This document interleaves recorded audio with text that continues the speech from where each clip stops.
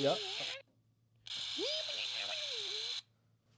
No, you're the Farb! Yeah, the Vietnam War community can kind of seem like a weird nutshell, where you're getting guys who are uber into the details.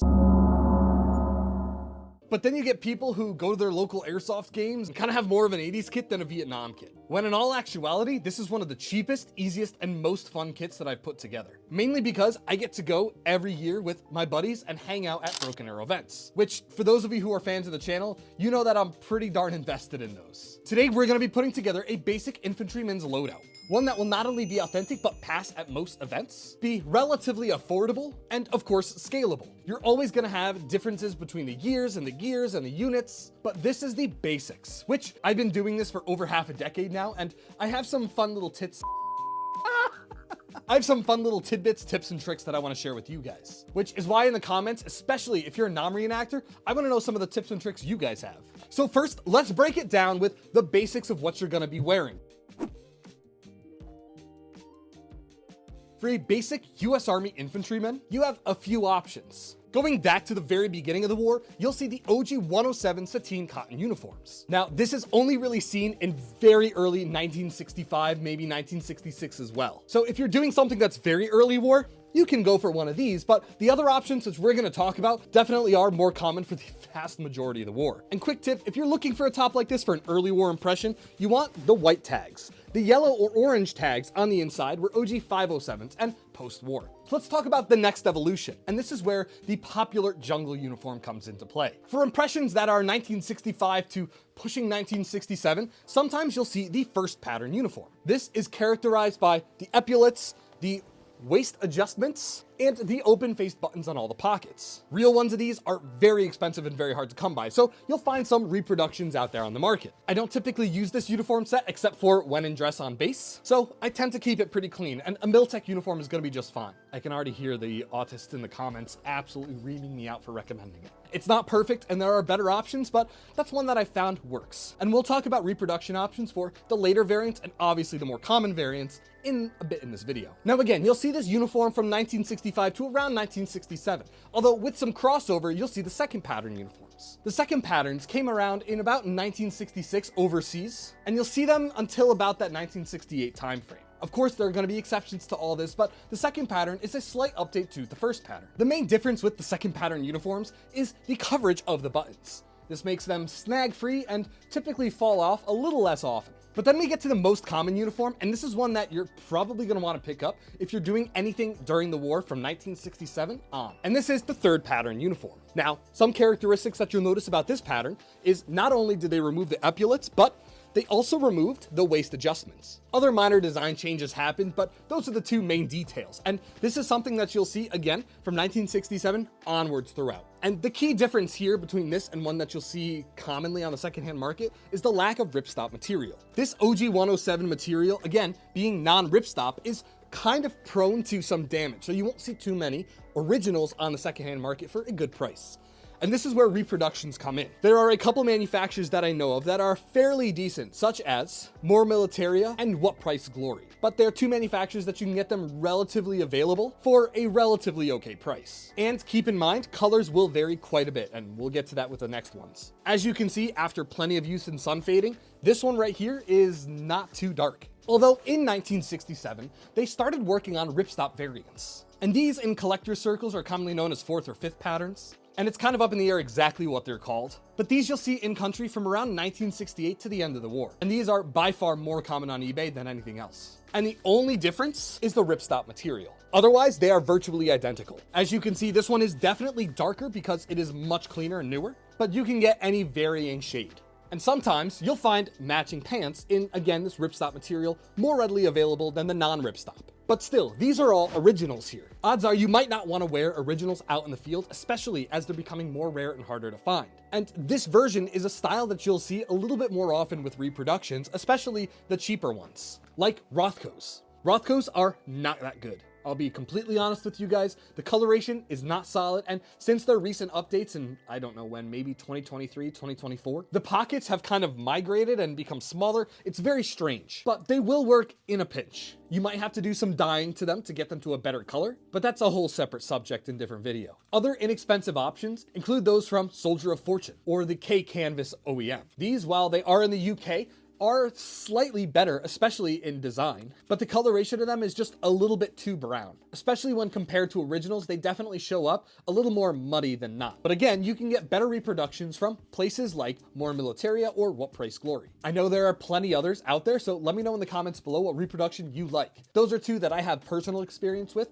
particularly the non-ripstop, but I do know they make ripstop versions. And I do find that they are a little bit closer to the originals than the cheaper alternatives. Just be wary, because some repro companies will just take Rothko jungle fatigues and dye them to a greener color. And before we move on to the undergarments and the rest of the really cool kit, something to note is that tiger stripes and ERDLs weren't commonplace with infantry guys. These OD green fatigues are gonna be hands down what you see throughout the majority of the war. So okay, let's say you got your uniform relatively all set up, but you need some undergarments and some accessories. Pocket filler is always a good idea. Things like pens and stuff that pokes out a little bit, like dummy cording a compass, might help the impression. Don't wear these if you're just a regular Joe Schmo, but patches generally can be a cool thing to add as well. Things like unit SSI, US Army name tapes, whether you're doing an impression for airborne guys, the jump wings, combat infantry badges, rank,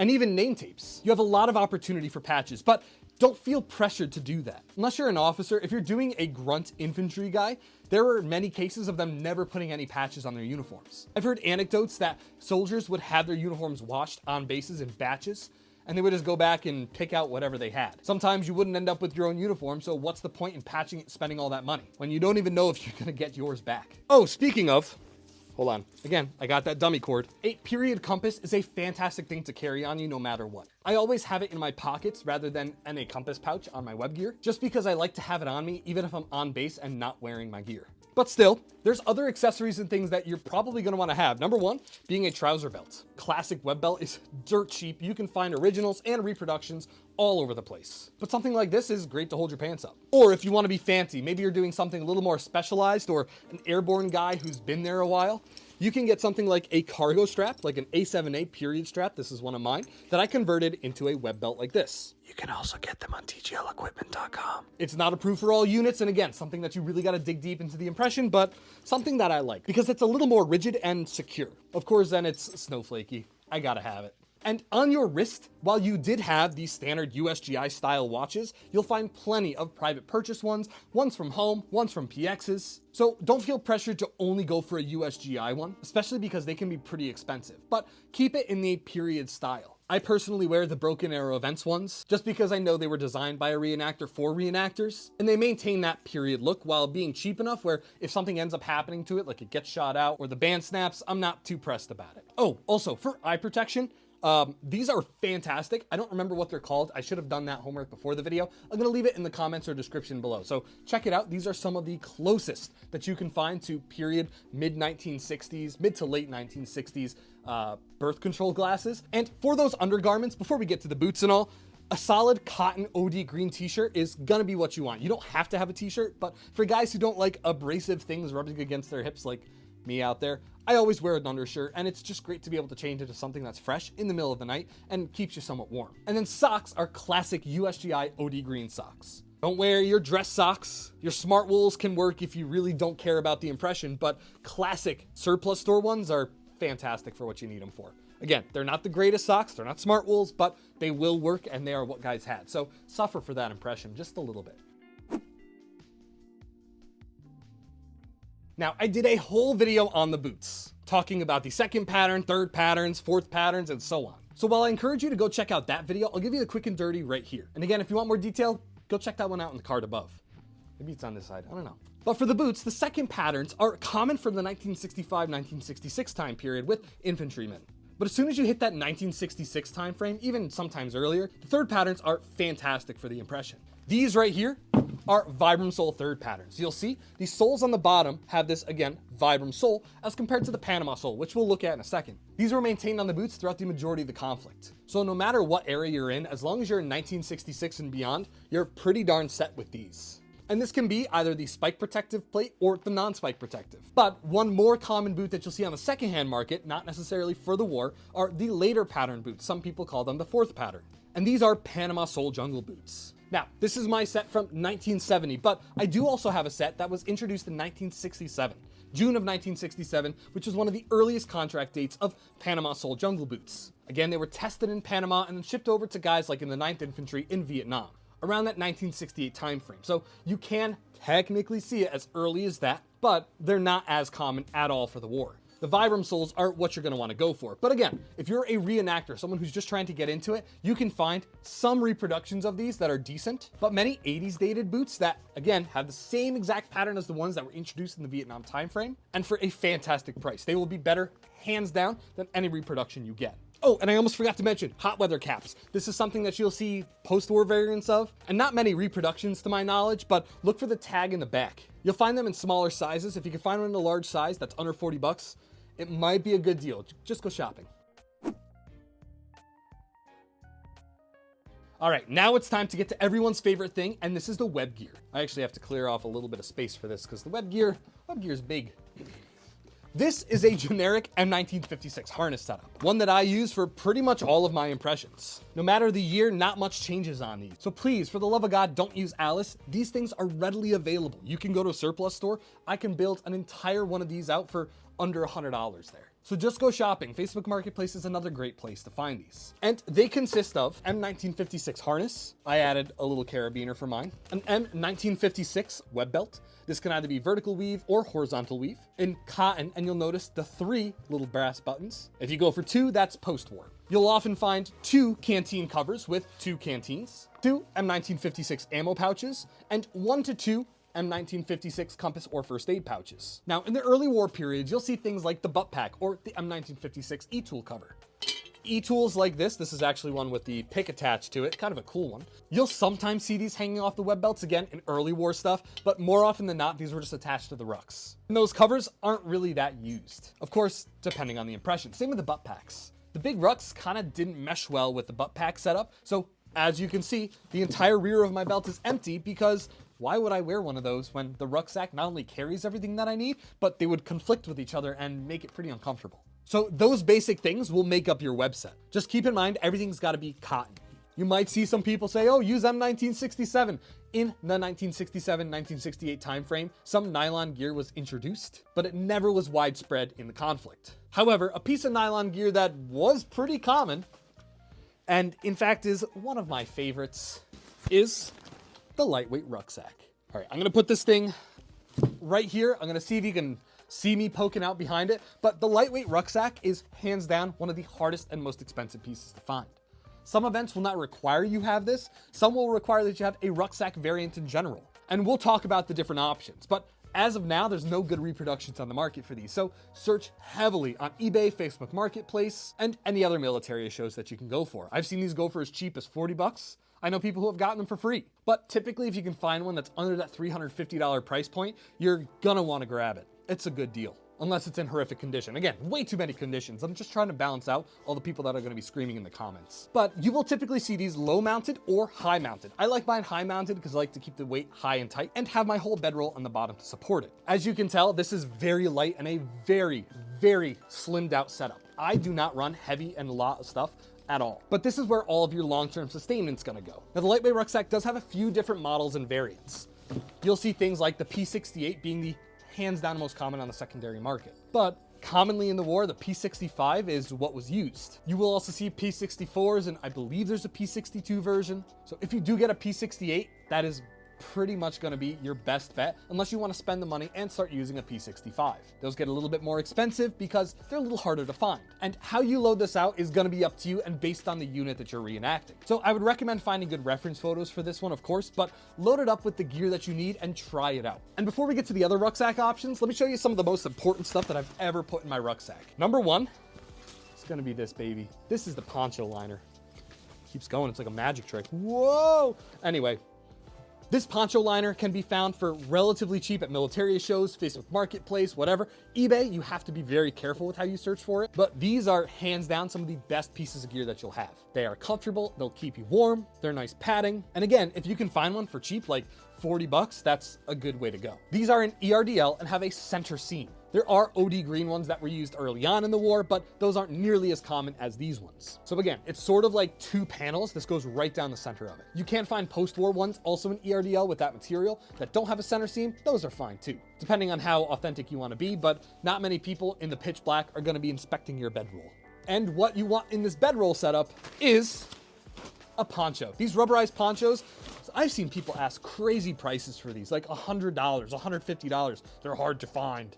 No, they're not. You just have to look very diligently. These OD green ponchos were used from the Korean War up to the 80s, and willing to wait to find a good deal, you're not gonna have a hard time. I've been seeing a couple pop up on eBay for 50 bucks shipped lately, which is still kind of pricey, but for something that's authentic and in decent condition, how much you want to spend is up to you. But wrapping these up and stuffing these under your ruck so they're quick access, but also stays dry, is something that a real impressionist will know how to do. I actually have a video on it if you guys are curious. It's a really old video, so go dig it on the channel, you might find it. Other things like food, I tend to carry LERP rations in these, or C rations are also good to have. Spare uniforms as well. Oh my God, I forgot to talk about the helmet. I got so excited about the rucksack. Let's finish the rucksacks. So the lightweight rucksack, again, for infantry guys, hands down gonna be the most common. You'll also sometimes see the M1952 rucksack. Not nearly as commonly, but they exist. And then there's the conversation about tropicals and Arvin rucksacks and the CISO or Speziiell rucksacks. Those ones aren't nearly as common, again, as the lightweight. If you find one, you might have an event near you that can accept those. But again, they're not really correct for many of the kits that you'll find. And for the love of God, please, please, please do not use Alice rucks. But now let's jump back to the helmets. I can't believe I forgot about those. I have one sitting right here. This is an example of a Vietnam War M1 pot helmet. The M1 pot was used again in World War II, in Korea, and Vietnam, and in the 80s. It is a very, very popular design, and there are of course some differences. We'll talk you through the basics of this one, but you have your interior liner. Mine is an airborne liner, so it does have the A-yokes and the rear strap, and then it should have an additional chin strap, but clearly I don't have that here because I just have the yokes. And unless they're doing airborne operations, you won't really see the A-yokes hanging out. So odds are you'll just want to go for a standard infantry liner, unless again, you're doing an airborne impression. Then you have your steel pot. The steel pot right here, as you can tell, I taped up the inside of mine, and this is an original cover, so don't hate me in the comments too much, but I like how it sits a little bit more snug. That was embarrassing. I don't even know how to come back from that. But anyway, a rear seam swivel bail helmet is gonna be pretty common and easy to find. It's got that sort of lighter green coloration to it and not that dark olive. Although again, you have a cover on it and helmets were used so long that it definitely made it into Vietnam. That World War II coloration, I mean, so don't sweat that too much, because you're gonna wanna cover it with a Mitchell pattern helmet cover. Reproductions of these are really hit or miss, and you can still find originals for sub $50 many times. So going for an original and making sure it fits properly to your helmet is gonna make something look pretty good. And then of course you've got the helmet band. Please, we'll get onto the Farbs, but do not have cat eyes on the rear of your helmet. You can find these helmet bands without the cat eyes for relatively cheap sometimes, sub 20 bucks. Maybe even some $10. But if you do have to get an 80s one with the cat eyes, it's okay to cut them off or flip the band inside out. The GI cat eyes were never seen in Vietnam, so having just a standard clean band is what you want.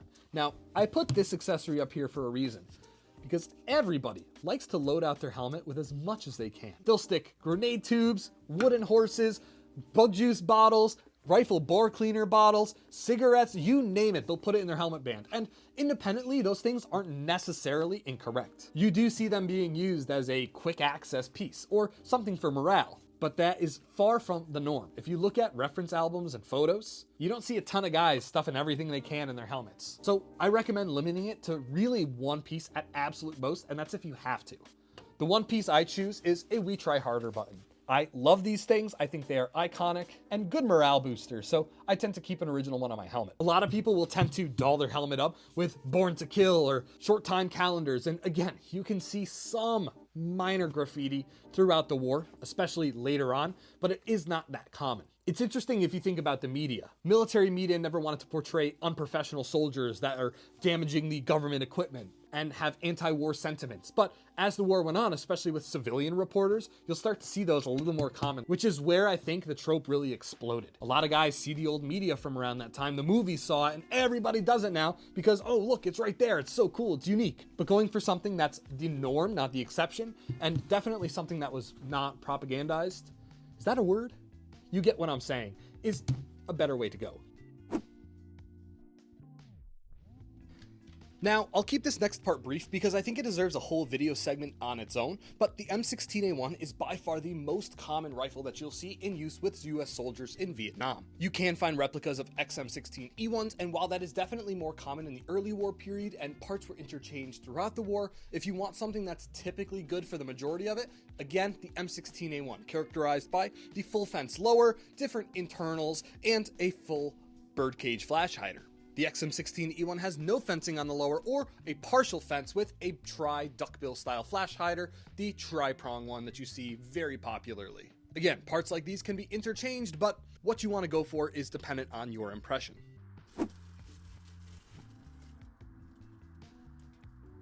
And remember when I talked about details and things that I like to add to impressions? There are some things that are GI issued that definitely made it into a lot of guys' hands, such as your angle head flashlight. This is my USA Light angle head flashlight. You'll notice, is the battery? Oh yeah, it still works, wow.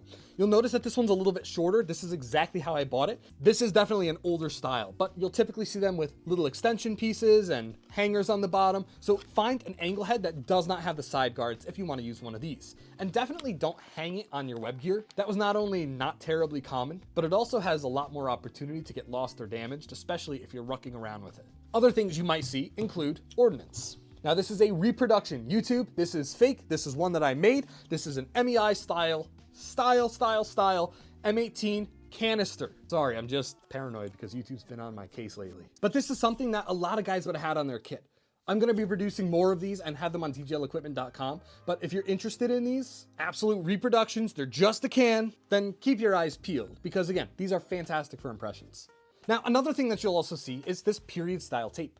This is modernly produced, but it is 100-mile-an-hour tape in that original style green. Look for something that's got this brighter color to it and not the dark OD green. While that did exist during the Vietnam time frame, this is what you'll see a little more commonly. And then of course you've got things like the bayonets. This is an M7 bayonet with an M8 sheath. And while it doesn't need to be worn all the time on your kit, they are great accessories to have depending on the time frame that you're going for. So with that, I know I talked a lot about everything that you can have, but there's plenty that I never even mentioned. So in the comments below, I want to hear what you guys think you should add to impressions. I want to hear what you guys do for impressions and all the different accessories and things that you think are important to have. This is the Gear Locker, and we'll see you guys out there. Go check out Broken Arrow events if you want to actually use this stuff.